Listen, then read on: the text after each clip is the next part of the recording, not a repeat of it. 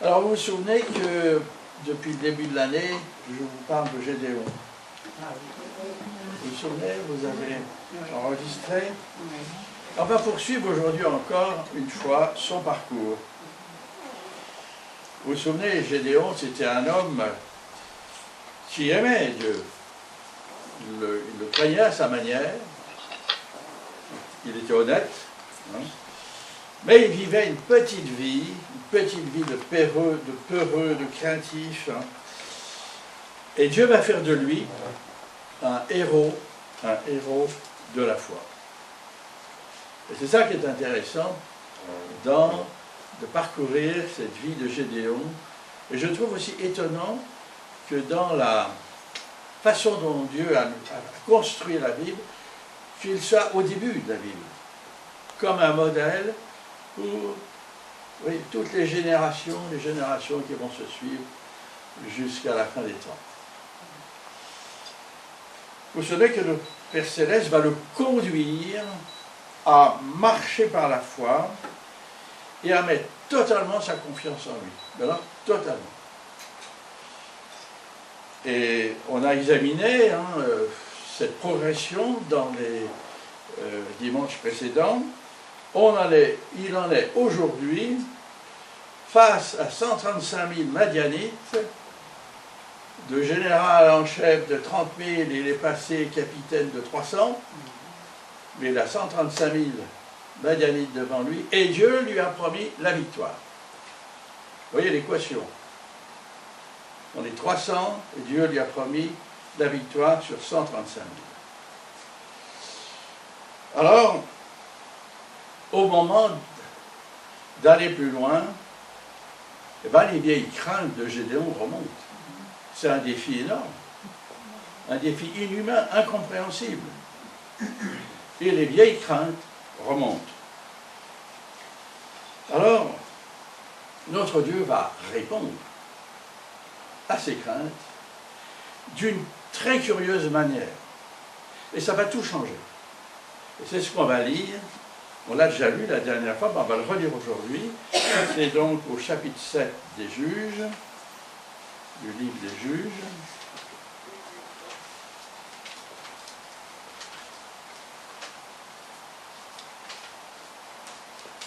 Chapitre 7, et le verset 9.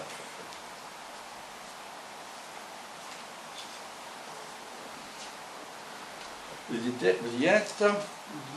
L'Éternel dit à Gédéon pendant la nuit, « Lève-toi, descends au camp des Madianites, car je les livrerai entre tes mains.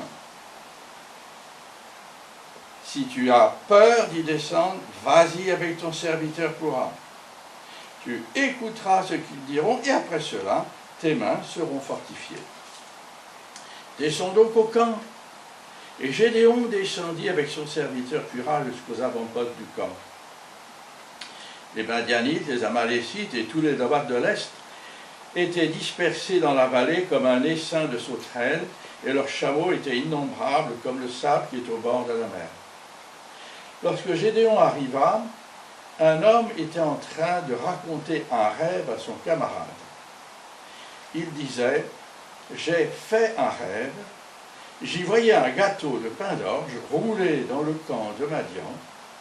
Il est venu heurter la tente et elle est tombée. Il l'a retournée sans dessus-dessous. Elle a été démolie. » Son camarade répondit, « Ce n'est rien d'autre que l'épée de Gédéon, fils de Joas, l'Israélite.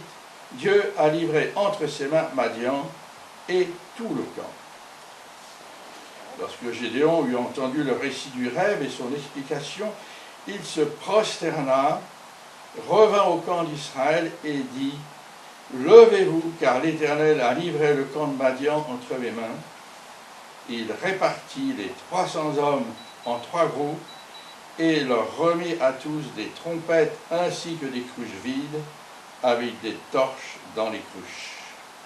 Et puis ensuite, il y a la manœuvre qu'il va faire. Alors la question est, qu'est-ce qui s'est passé dans le cœur de Gédéon en entendant cette conversation entre les deux sentinelles? il a appris qu'il était un pain d'orge. C'est ça. C'est ça qu'il a appris. Ça a tout changé. Alors qu'est-ce que vous en pensez? Qu'est-ce qui s'est passé là dans le cœur de Gédéon? Il y a eu un changement, il ne compte plus sur ses propres forces, il est conscient que Dieu l'utilise pour nourrir d'autres personnes en étant un pain d'orge et très petit. Pas grand-chose, hein. Vous êtes d'accord avec ce que dit Denis? Ouais, c'est bien, c'est bien, c'est bien, c'est bien. Parce que un pain d'orge, n'est-ce pas, c'est le pain des esclaves à l'époque. Ils ne mangeaient pas de pain blanc comme leur maître, ils mangeaient eux des pains d'orge. C'est le pain des esclaves, ce qui fait que d'un seul coup, Gédéon réalise qu'entre les mains de Dieu, il n'est qu'un esclave. Et qu'est-ce que fait un esclave? Il obéit toujours à son maître. Toujours. C'est ça la grande découverte de Gédéon qui va tout changer. Alors Gédéon accepte cet état de fait, n'est-ce pas, qu'il n'est qu'un esclave. Et ça s'appelle la consécration. C'est ça la consécration. Accepter qu'on n'est rien du tout, mais que Dieu est tout en nous. C'est ça la consécration. Et Gédéon découvre la consécration totale. Alors il n'a plus peur. Il n'a plus peur. Il va transmettre avec enthousiasme à ces 300 hommes, hein, qui eux aussi étaient... Hein, faut quand même se mettre à leur place. Il va leur transmettre, n'est-ce pas, ce qu'il vient de comprendre. Il est conduit à la consécration, n'est-ce pas, et ils vont s'armer, alors pas du tout d'une façon normale. Ils vont laisser leurs lances, leurs épées, leurs javelots et tout ça, et ils vont prendre ce que les armes de Dieu, les armes que Dieu leur donne. Et c'est des torches, hein, qu'on va cacher dans une cruche, et puis une trompette. Plus d'épée. Plus d'armes régulières. Et notre Dieu va donner une victoire retentissante. Là, il va les répartir tout autour du camp, et puis simplement, ils vont sortir le flambeau et sonner de la trompette. Plusieurs fois, et ça va être la débandade dans le camp des Madianites. Victoire retentissante. Plus important encore, ce qui va suivre derrière, c'est le réveil du peuple. Le peuple se réveille. Le peuple revient à Dieu. N'est-ce pas? Et là, qu'est-ce qui se passe? Et Dieu est glorifié. Parce que Dieu cherche toujours sa gloire dans tout ce que nous faisons. Il ne faut pas l'oublier. Même des choses simples de la vie courante, Dieu va chercher sa gloire toujours. Alors c'est vrai, on peut dire, pour Gédéon, mission accomplie. Il a accompli la mission. Alors je me suis dit, mais qu'est-ce que je peux dire pour moi? Est-ce que chacun peut le dire devant Dieu? Est-ce que ma mission est accomplie? Vous voyez? C'est la question que là il nous pose, le Saint-Esprit. Alors qu'est-ce que la consécration? C'est curieux, j'ai cherché dans mes bouquins, je n'ai pas trouvé vraiment d'enseignement clair. Alors voilà, j'ai ce que le Seigneur m'a donné. Je vais vous le lire.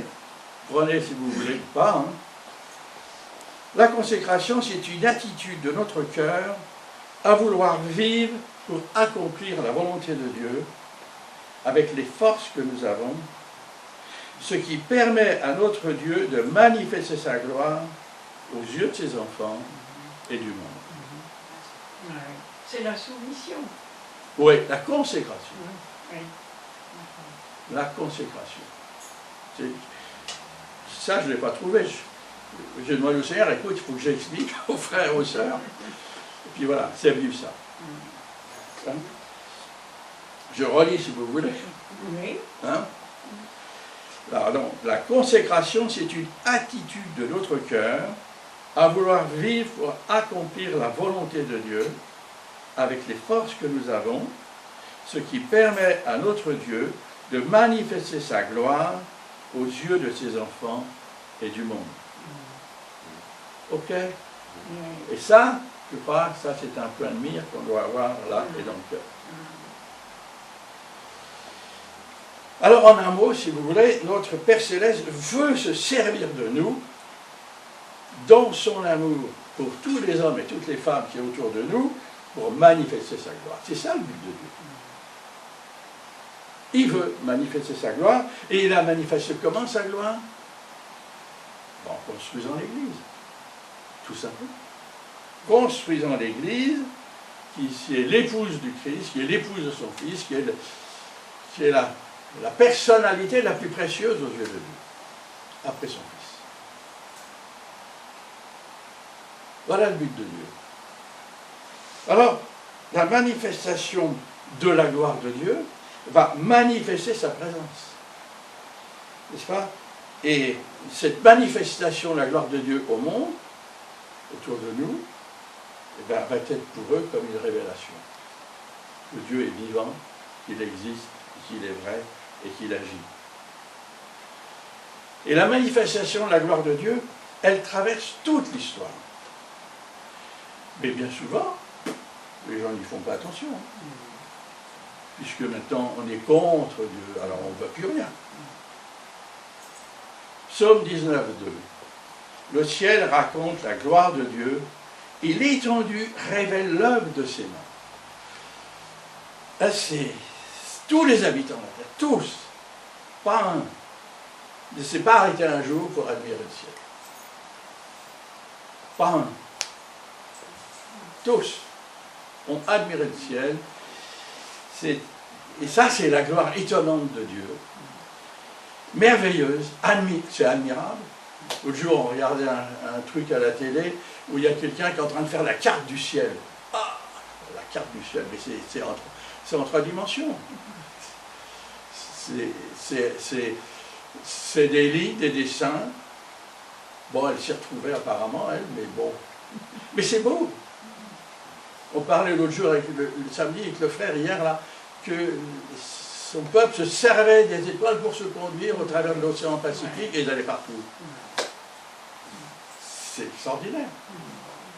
Vous voyez, c'est ça, c'est la gloire de Dieu. Au moins un signe.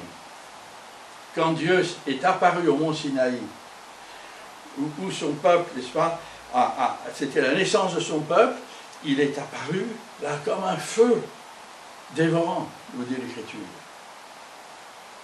Ça, c'était sa gloire. N'est-ce pas? Quand le tabernacle a été fini, c'est pareil, quand le temple de Salomon a été fini, donc vous voyez, avec 7-8 siècles d'intervalle, eh bien Dieu a rempli et le tabernacle et le temple de sa gloire. C'était manifeste aux yeux de tout le monde, et les peuples autour l'ont su. Vous voyez? Le psaume 104, lisez-le. Il vous décrit la gloire de Dieu dans ses œuvres sur la terre. Et puis Apocalypse 4 nous donne une vision de la gloire de Dieu au ciel.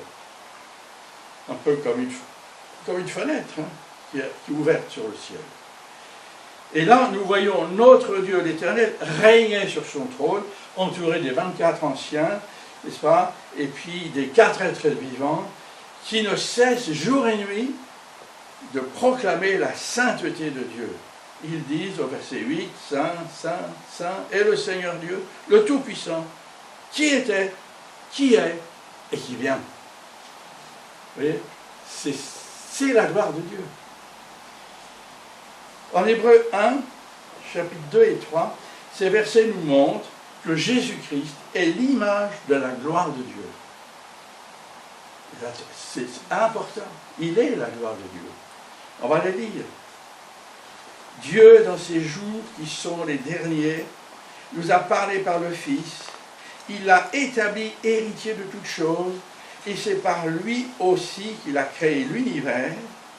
Le Fils est le reflet de sa gloire et l'expression de sa personne. Il soutient tout par sa parole vivante.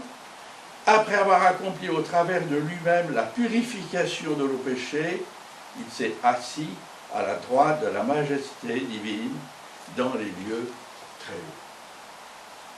Vous voyez, il est la gloire de Dieu, notre Seigneur. Alors on est impressionné quand même. Car c'est ce même Dieu, n'est-ce pas, qui part avec son esprit nous habite. Et fait de nous des hommes, des femmes nouveaux. C'est impressionnant. On n'est pas au hasard, on est dans la lignée créationnelle de Dieu. On rentre, n'est-ce pas, dans son plan, dans son monde. Alors la question qui se pose, quand on a compris ça, c'est comment honorer un si grand Dieu qui habite dans notre corps par son esprit. Faites-nous un temple. Ça va toujours. Ça y est, c'est quoi, là? C'est quand même extraordinaire, n'est-ce pas? Et qui veut nous transformer à son image. C'est ça son but. Il veut nous transformer à son image. Et l'apôtre Paul nous l'enseigne en nous donnant, c'est en nous donnant à lui totalement. C'est ça qu'il nous enseigne, l'apôtre Paul. Et nous donner totalement à lui par amour. N'est-ce pas? Parce que lui l'a fait.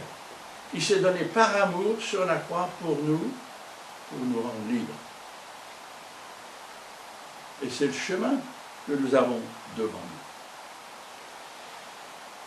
nous. Romains 12, 1, 2, l'apôtre Paul nous dit: je vous encourage donc, frères et sœurs, par les compassions de Dieu, à offrir votre corps comme un sacrifice vivant, saint, agréable à Dieu. Ce sera de votre part un culte raisonnable. Ne vous conformez pas à notre monde actuel, soyez transformés par le renouvellement de l'intelligence afin de discerner quelle est la volonté de Dieu, ce qui est bon, agréable et parfait. C'est clair. C'est ça la consécration. On n'a pas à tourner autour du pot, hein, c'est ça. Nous avons reçu la capacité de nous consacrer avec notre nouvelle vie, et le Saint-Esprit nous y conduit tout naturellement. Parce qu'il vit en nous. Le Saint-Esprit, son but, c'est de nous transformer à l'image de Jésus. C'est ça son ministère. Alors, pourquoi? Pourquoi trop de chrétiens, après des bons départs dans la vie nouvelle, s'arrêtent, essoufflés, puis cheminent doucement, lentement, dans leur vie, avec plein de préoccupations qui les chargent et les empêchent de marcher avec enthousiasme et vigueur dans la vie nouvelle que Dieu leur donne. Piétinent dans leur vie, on en voit combien. Et même, il y en a pas mal qui reculent. N'est-ce pas? Pourquoi? C'est terrible, ça. La réponse, c'est que bien souvent, ils ont gardé leurs entraves de leur ancienne vie. Ils ne s'en sont pas débarrassés. Ils ne se sont pas débarrassés au pied de la croix. De ce fait, ils avancent paisiblement dans la vie nouvelle avec un corps et des principes de vie qui sont de l'ancienne vie, du monde. Mais ça ne marche pas dans le bon niveau. Alors, ça fait un moment que je réfléchis à ça, que je prie comme ça. C'est une question difficile et c'est épineux. Alors, il y a quelques semaines, je crois que c'était vers la fin de l'année dernière, je ne saurais pas dire quand exactement, le Seigneur m'a donné un exemple dans la nature pour comprendre. Il m'a montré qu'une catégorie des animaux marins, comme le homard, la langouste, les crabes, vous voyez, ces animaux à carapace, eh bien pour grandir, ils devaient, à intervalles réguliers, se débarrasser de leur carapace. Complètement. Et ils attendaient que leur nouvelle carapace se forme, c'est plus ou moins long, hein, suivant les espèces, et là, ils sont nus, fragiles et vulnérables. Pendant, bien sûr, un certain temps. Alors, là, j'ai compris. Dit, quand Gédéon a entendu la sentinelle le comparer à un pain d'orge, il a compris qu'il n'était qu'un esclave et rien d'autre. Et qu'il devait abandonner toute sa vie, ses plans, ses idées, sa formation, tout ce qui faisait sa personne entre les mains de Dieu. Et j'ai donc accepté d'être un pain d'orge. C'est-à-dire un esclave nu et fragile, n'est-ce pas, sans protection. Et il était vraiment devant les Amalécites sans protection. Hein. Un flambeau, une trompette. Hein. Et à ce moment-là, Gédéon, n'est-ce pas, quand il a compris cela, il a prié. Le texte nous dit. Là où il était, il a prié, il a adoré Dieu, il l'a honoré, et il s'est totalement confié en Dieu, et il a commencé réellement, à ce moment-là, sa marche par la foi.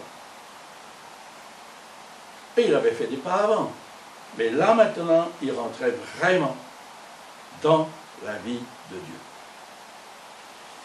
Pour accomplir la volonté de Dieu toujours, n'est-ce pas? Et c'est dans cet abandon entre ses mains qu'a été sa protection. Parce qu'il était nu, sans armes.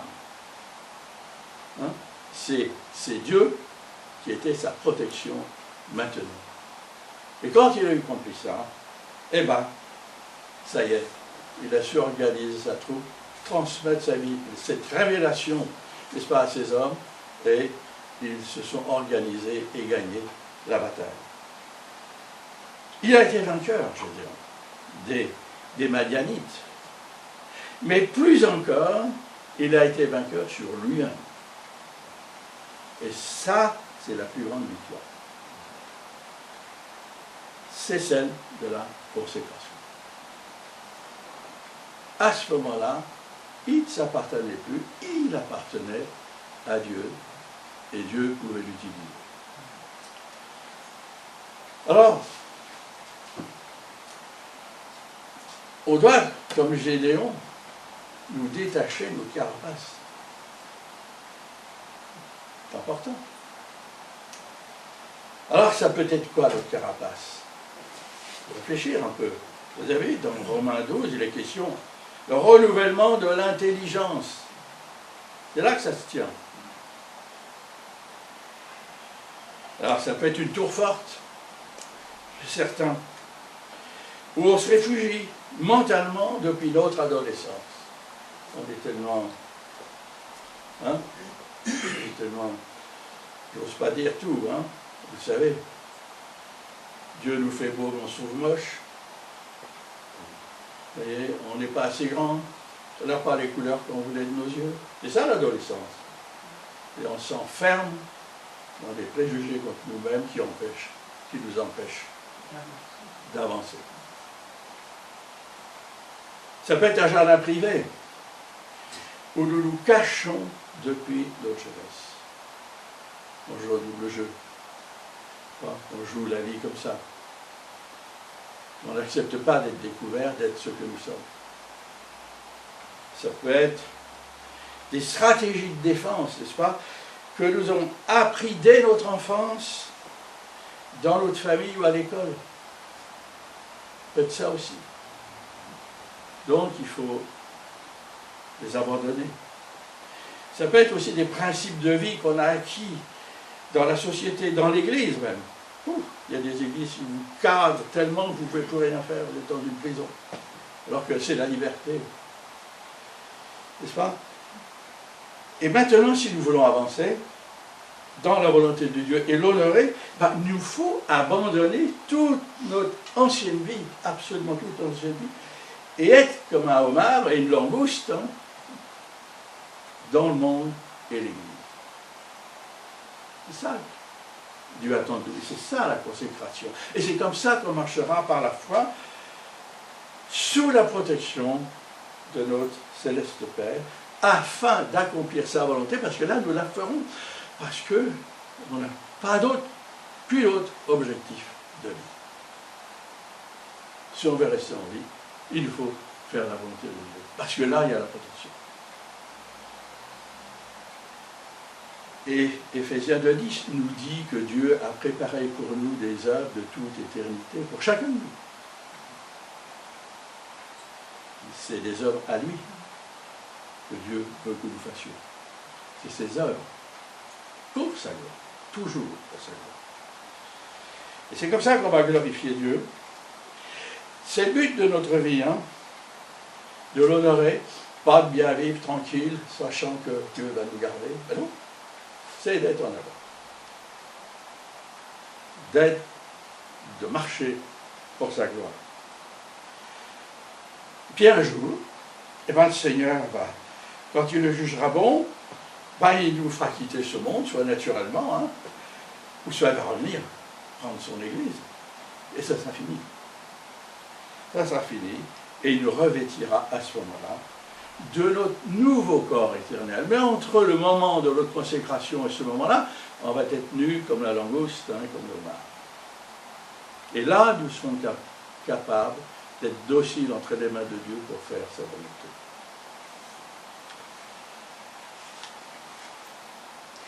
C'est ce que l'apôtre Paul nous annonce en Philippiens chapitre 3, verset 20-21. Il nous dit, quant à nous, notre droite cité est dans le ciel. Bien, nous ne sommes plus de la terre. D'où nous attendons aussi comme sauveur le Seigneur Jésus-Christ. Il transformera notre corps de misère pour le rendre conforme à son corps glorieux par le pouvoir qu'il a de tout soumettre à son autorité. Et c'est ça que le Seigneur veut faire de notre vie. Et ça, c'est encourageant. C'est encourageant. C'est le chemin de tous les enfants de Dieu que le Seigneur nous propose. Alors j'ai trouvé dans mes lectures, hein, puis je pense que vous aussi, parce que je l'ai trouvé dans le Plaire au Seigneur, hein, une lettre d'un chrétien de la fin du IIe siècle. Une lettre écrite par un chrétien à un ami non chrétien, qui résidait probablement en Syrie. Alors c'est un des témoignages les plus anciens que nous avons sur la vie des chrétiens dans l'Empire romain, hein, de l'Église. Hein, c'est un des témoignages les plus anciens. Il faut savoir qu'à la fin du IIe siècle, l'Empire romain est au sommet de sa puissance. Il compte environ 60-65 millions d'habitants. Puis il est très étendu. On n'imagine pas aujourd'hui... Attendez, je vais vous montrer, j'ai une carte là, vous voyez, si vous voulez voir après, vous voyez, c'est tout ce qui est entouré de rouge, l'Empire romain. Vous voyez? Énorme. Mais il y a 65 millions d'habitants seulement. À peu près la population de la France aujourd'hui. Hein? Vous voyez? Et il y a une armée colossale, bien équipée, 500 000 hommes à peu près. C'est énorme. Bien équipée, bien entraînée, et le service militaire est de plus de 20 ans à l'époque. Il y a des services financiers d'administration qui fonctionnent à merveille. Il y a une économie qui fonctionne, des routes, on se déplace. Vous savez, ils commercent avec la Chine déjà à l'époque. Il ne faut pas croire. Les Romaines de Rome, les riches, aimaient la soie de Chine. Elle arrivait jusque-là, ne vous en faites pas. Par des chemins, ça existait déjà, les relations. Mais tout ça, c'était soutenu par l'exploitation d'environ 20 à 25 millions d'esclaves qui travaillaient dans les mines, dans l'industrie, dans le commerce, dans tout ce que vous voulez. Et tout converge à Rome. Tout, absolument tout converge. C'est une grosse dictature où l'empereur est un dieu, où tous les ressortissants de l'Empire doivent servir et honorer ce Dieu humain, et ils doivent lui être fidèles toute leur vie. Et c'est contrôlé. Alors bien sûr, les chrétiens et les juifs ne peuvent pas se plier à ce culte de l'empereur. Tout en étant bons citoyens, ils sont persécutés, et souvent parce qu'ils adorent seuls le Seigneur Jésus-Christ, eh bien, il y en a qui vont mourir martyrs. Alors on va lire cette lettre de ce fidèle chrétien dont on ne connaît pas le nom. On n'a pas toute la lettre, on n'a qu'un morceau de la lettre. Je vais vous la lire. Il dit, les chrétiens ne se distinguent des autres hommes ni par le pays, ni par le langage, ni par les vêtements. Ils n'habitent pas de ville qui leur soit propre. Ils ne se servent pas de dialecte extraordinaire. Leur genre de vie n'a rien de singulier.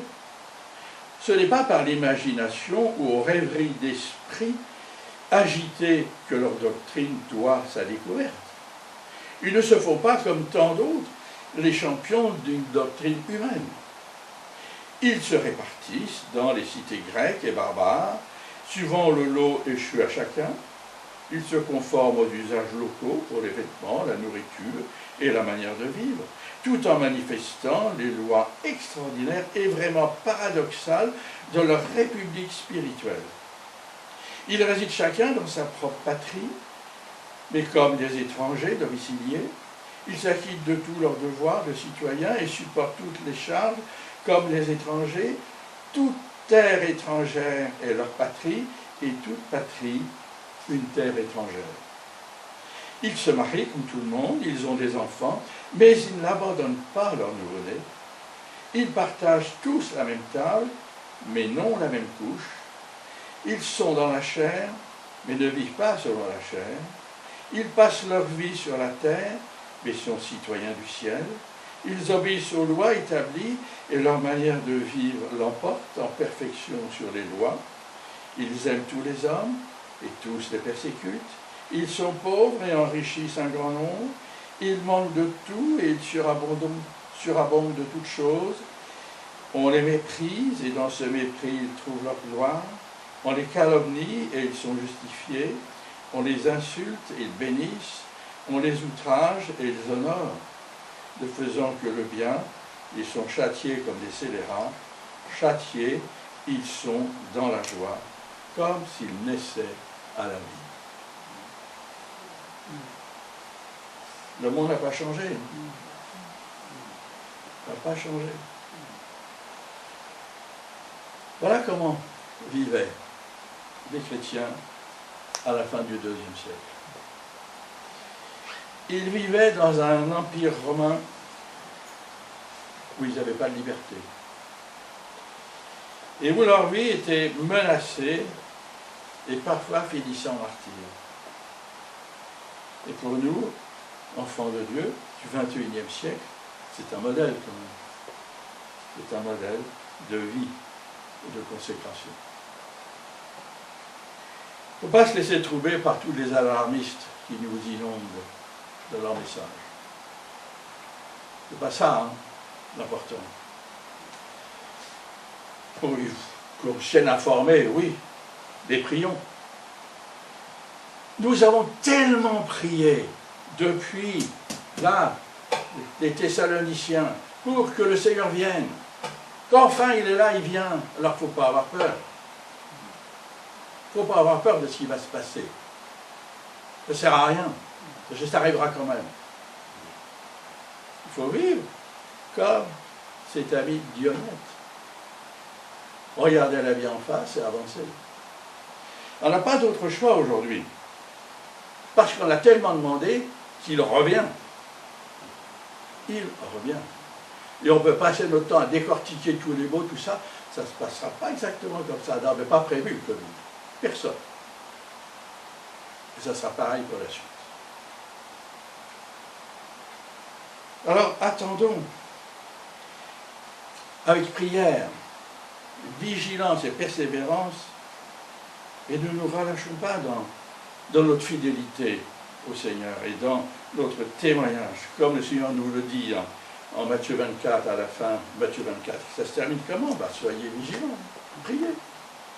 persévérer, c'est tout. Et malgré notre situation de fragilité, et c'est ça qui est extraordinaire, malgré d'être des pains d'orge, de peu de valeur aux yeux du monde, le Seigneur Jésus ne nous abandonne pas. Il va être avec nous jusqu'à la fin du monde, il l'a promis, et il le sera. Il est toujours avec nous. Et nous ne sommes pas sans armes. Pas du tout. Mais elles sont spirituelles. Quand on marche avec Dieu, les armes sont spirituelles. Elles nous sont décrites en Éphésiens 6, 10. Elles sont là, nos armes. On va le lire. Enfin, mes frères et sœurs, fortifiez-vous dans le Seigneur et dans sa force toute puissante. Revêtez-vous de toutes les armes de Dieu afin de pouvoir tenir ferme contre les manœuvres du diable. En effet, ce n'est pas contre l'homme que nous avons à lutter, mais contre les puissances, contre les autorités, contre les souverains de ce monde de ténèbres, contre les esprits du mal dans les lieux célestes. C'est pourquoi, prenez toutes les armes de Dieu afin de pouvoir résister dans le jour mauvais et tenir ferme après avoir tout surmonté. Et on les connaît, ces armes. Tenez donc ferme. Ayez autour de votre taille la vérité, en guise de ceinture. Enfilez la cuirasse de la justice. Mettez comme chaussure à vos pieds le zèle pour annoncer l'évangile de paix. Prenez en toutes circonstances le bouclier de la foi, à lequel vous pourrez éteindre toutes les flèches enflammées du malin. Faites aussi bon accueil au casque du salut et à l'épée de l'esprit, c'est-à-dire la parole de Dieu. Faites en tout temps par l'esprit toutes sortes de prières et de supplications. Veillez à cela avec une entière persévérance et en priant pour tous les saints. Voilà ces armes. Et ce sont des armes puissantes, très puissantes, que le Seigneur nous donne pour vivre comme il a donné au IIe siècle, comme il nous donne aujourd'hui au XXIe siècle, en attendant qu'il revienne. Alors, quelle conclusion? Eh bien, c'est que notre Seigneur Jésus et le Saint-Esprit nous demandent d'accepter les prudents, c'est ça. Et la fragilité d'être un pain d'orge, comme l'a été Jésus. Et c'est ce qui nous fera briller la vie nouvelle, comme des flambeaux, qui va démasquer la noirceur de notre monde. Et il faut s'attendre à des retours de bâtons, si vous le faisiez. Il faudra s'attendre. On va sonner de la trompette, c'est-à-dire qu'on va proclamer la vérité sur l'homme pécheur et sur la personne de Jésus-Christ qui est Sauveur et Seigneur. Alors n'ayons pas peur.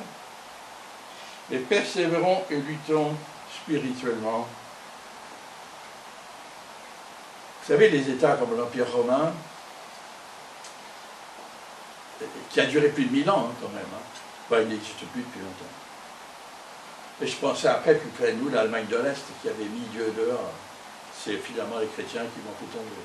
L'Albanie aussi. Ça, c'est tout près. Vous voyez, l'Église fidèle au Seigneur est toujours. Elle a traversé tous les temps, tous les siècles, toutes les persécutions. Elle est toujours. Et elle a mis en bas combien d'États, combien de dictatures. C'est ça l'œuvre de Dieu. C'est à ça que Dieu nous engage maintenant, dans cette fin des temps qui va être trouble et difficile.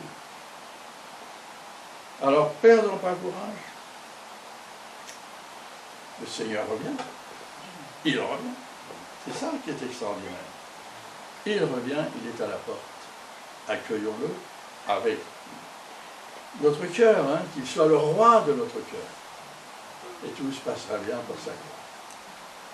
Amen.